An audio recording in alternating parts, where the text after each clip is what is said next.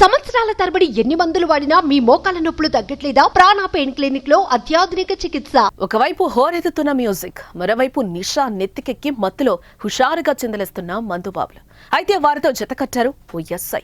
తనలోని కళాకారుడు నిద్రలేచాడు. మందుబాబు చిందులకు చేతిలో గ్లాస్ పట్టుకుని ఈరలేసి గోల చేస్తూ మరింత ఎంకరేజ్ చేశారు. ఈ దృశ్యాలు సోషల్ మీడియాలో వైరల్ గా మారాయి.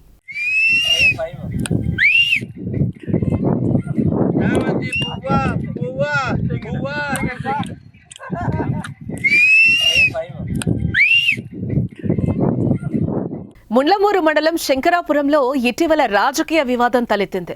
ఓ పార్టీలోని రెండు వర్గాలు పరస్పరం దాడులు చేసుకున్నాయి. ఈ ఘటనలో ముగ్గురు యువకులు తీవ్రంగా గాయపడ్డారు.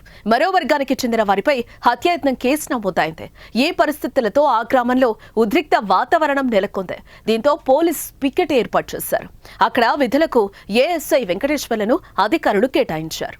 విధి నిర్వహణను విస్మరించిన ఆయన గ్రామ శివారులోకి వెళ్లి మందుబాబులతో కలిసి సందడి చేశారు.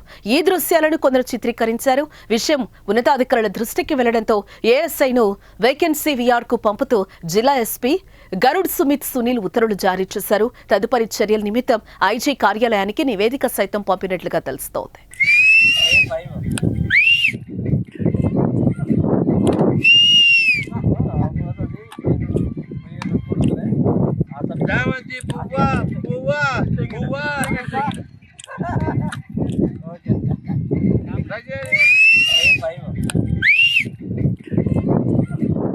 సుమన్ టీవీలో మీ పర్సనల్ అండ్ బిజినెస్ ప్రమోషన్స్ కోసం కింది నెంబర్కి కాంటాక్ట్ చేయండి.